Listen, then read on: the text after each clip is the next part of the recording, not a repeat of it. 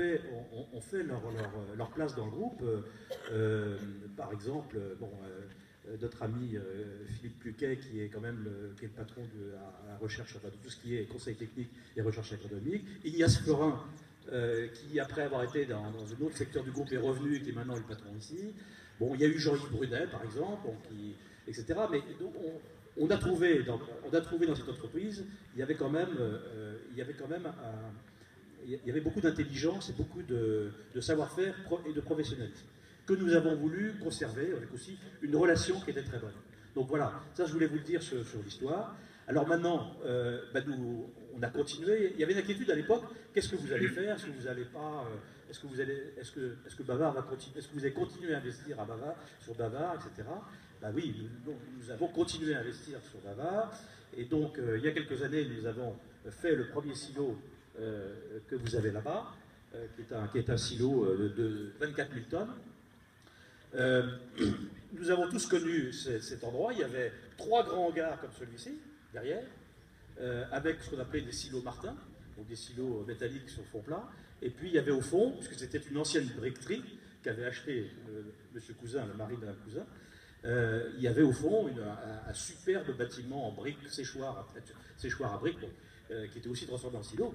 Donc aujourd'hui, vous avez le premier, donc ces bâtiments-là ont été, ils étaient obsolètes, on les a mis par terre, on a construit le premier grand silo, et le deuxième, et aujourd'hui, ce nouveau GAN que nous inaugurons, c'est un des plus beaux sites, un des plus beaux sites d'Oriat. C'est un site de 35 000 tonnes.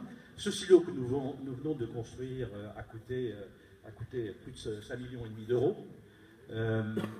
C'est-à-dire qu'il a coûté 236 € tonne, ce qui pour un silo top niveau comme celui-là est une performance. Aujourd'hui, nous avons des équipes et aussi des fournisseurs, des prestataires, qui nous permettent quand même de faire de très belles choses pour un prix qui est très important, mais qui reste quand même que nous pouvons maîtriser. Donc voilà ce que je voulais vous dire sur l'ensemble de ce silo. On vous en dira plus après. On ne peut pas parler de 2016 sans évoquer une moisson. Nous avons ouvert ce silo avant la moisson. Il a fallu cravacher. Tout le monde a travaillé très dur. On espérait le remplir. Bon, il y a ce qu'il y a. La moisson était très difficile, vous le savez.